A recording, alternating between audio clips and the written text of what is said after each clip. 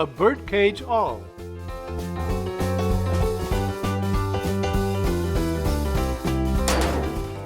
Turning the wooden handle.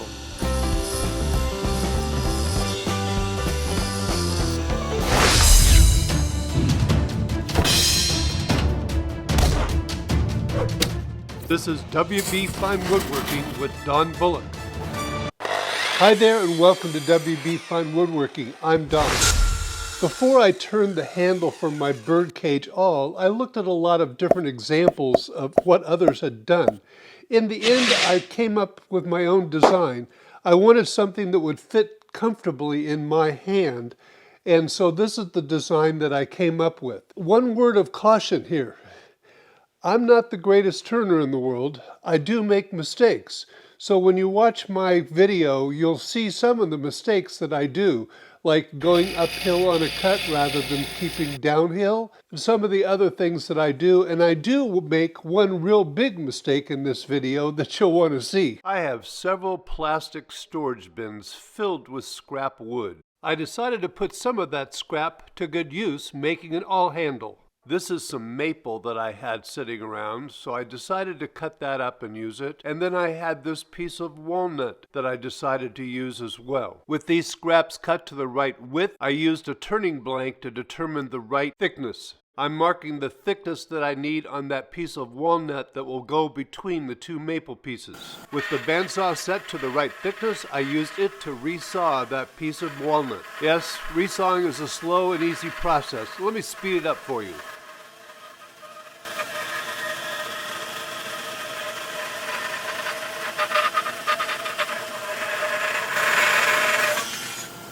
That piece of resawn walnut fit perfectly between the two maple blanks and is exactly the same size as the turning blank I was using as a pattern. I'd already squared up a piece of whitewood, or whatever you might call it, to the right size for the blank, and I'm cutting off a piece of it that I'm going to glue on the end of my hardwood blank. With the blank all glued up and that piece of whitewood added to the end, I'm using my bandsaw to cut the corners off of my blank to make it easier to turn. You may have noticed that I used one of my hand screw clamps to hold the blank as I'm cutting the corners off. This worked out very well. While cutting the corners off of a blank is a good idea, it's not always necessary. I decided to do it here because I had glued up this piece. Here's the blank with the corners cut off of it. The blank is made up of 3 distinct sections.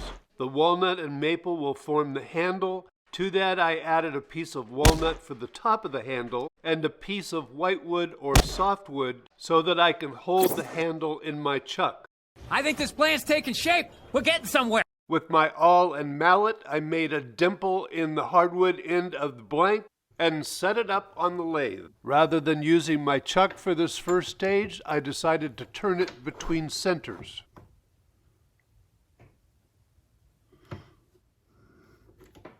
After making sure that the blank is secure to the lathe, I'll turn on the lathe and turn the speed up slowly. After making sure that the blank is stable at just about any speed,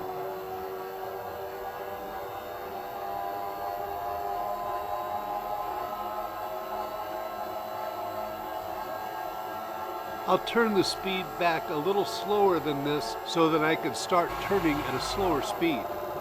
The first step in making almost any handle is turning the blank round, so that's what I'm doing here. Roughly cylindrical.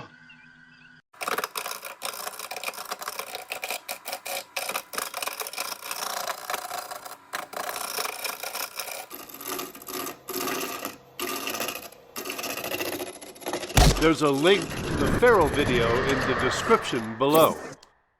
With the Ferrule installed, I turned the handle in the shape that I wanted for my awl.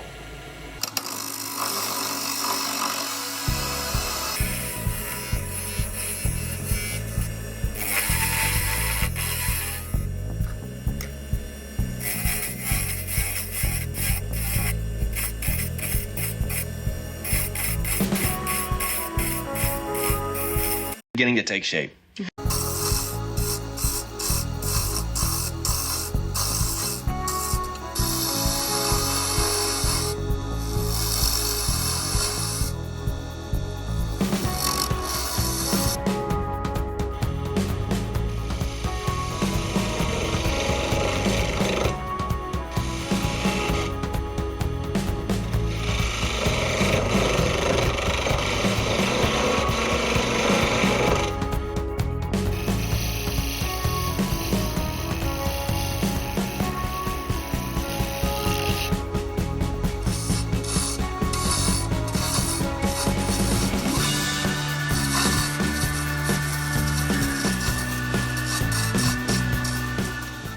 As I'm shaping the awl handle, I'm constantly thinking what kind of shape would fit comfortably in my hand.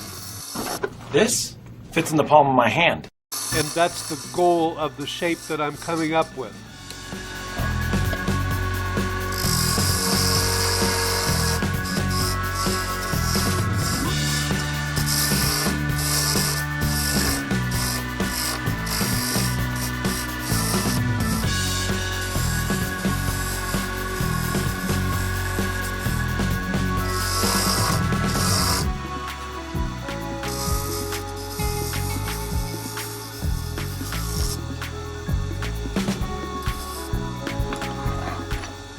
As I'm turning, I'm also looking at the shape and seeing if it's pleasing to the eye. So I keep refining what I want to do and how I want to shape this handle as I go.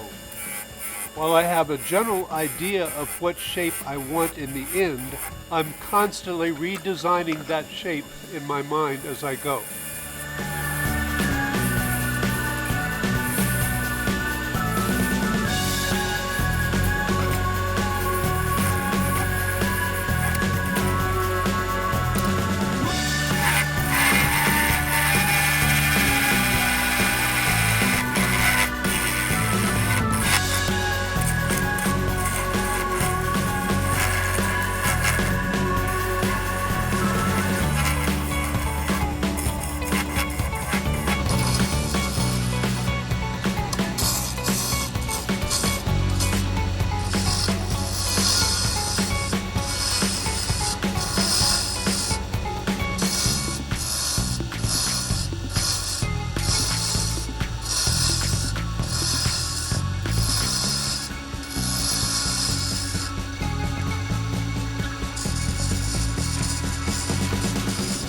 Downhill, Don, not uphill.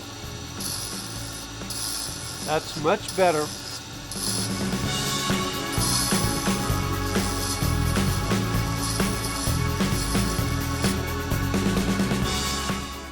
I'm finally getting to that point where the handle just needs some touch-up work and just some slight reforming. I'm getting close to that shape that I thought would work best for this awl. Being a perfect shape and all.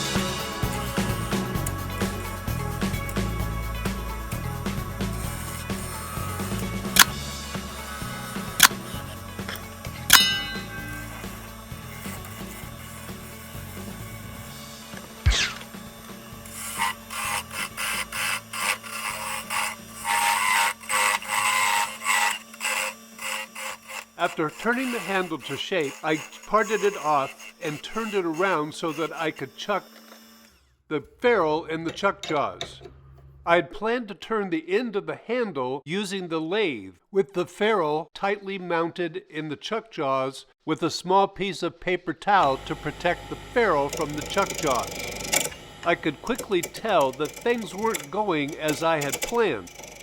As you'll see here, this was absolutely a big mistake. That was a big mistake. Rather than taking a lot of time to figure out what was going wrong, I used my oscillating belt sander to finish off the end of the handle like I'd done many times before.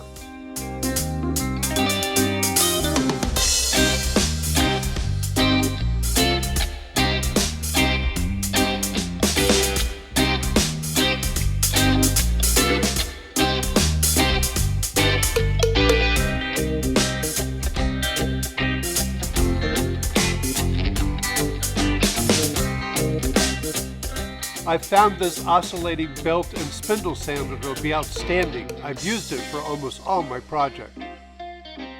That's starting to look much better. With the shape close to what I wanted, I took it back to the sander and finished it off. My plan is already taking shape. I decided not to show the whole sanding process for the handle. I took it from 220 up to 600 grit, and it was very smooth in the end. In case you're wondering, the lathe is going in reverse. That's why I can sand the piece on the top of the blank rather than underneath. I'm also sanding with the Abernet mesh that I did a video on. You might want to watch that. All that noise you're hearing is my Festool CT vacuum that's hooked up to the hood from Rocklear for turning on my lathe. I did a video on this system earlier, so you might want to look for that if you're interested in this kind of vacuum system for your lathe. As I pointed out in this video, this Rocklear system is excellent for sanding, but not too great for turning.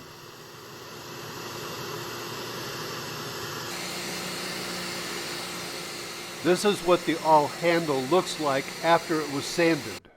Now you might notice my big mistake that I made when I was turning it. I'll make a separate video on how I fixed the mistake. It's something that you might find handy in the future. Here are some photos of the final finished awl. I have separate videos on the blade for the awl and the ferrule for the awl. And as I mentioned, I'll also include one about fixing my mistake. In this photo, you can see how that extra piece of walnut fit nicely on the end of the handle. I like how the grain looks. I wish that piece of walnut that I put through the center matched that end piece a little better than it does. In this video of me using the Birdcage awl to mark the center of a turning blank, you can see how nicely it fits into my hand, and that was the reason for the design. That wide flat end of the awl fits nicely into the palm of my hand, and I can wrap my fingers around the awl as I turn it to drill the hole. Pretty handy. This Birdcage awl has become very handy in my shop. I'm really glad that I made it. While I had had plans to eventually make a Birdcage awl, it was Rob's challenge from his Make Things YouTube video that really got me into it. And I'd like to especially thank Rob for doing that. There's a link to another video in this series over here. And if you click on my logo over here, you can subscribe to the channel. Thank you all very much for watching. Well, that's Lexi too. Hi girls, how you doing? How you doing, huh? Are you good girls? Yeah, we're good girls. Oh, thank you for the kisses.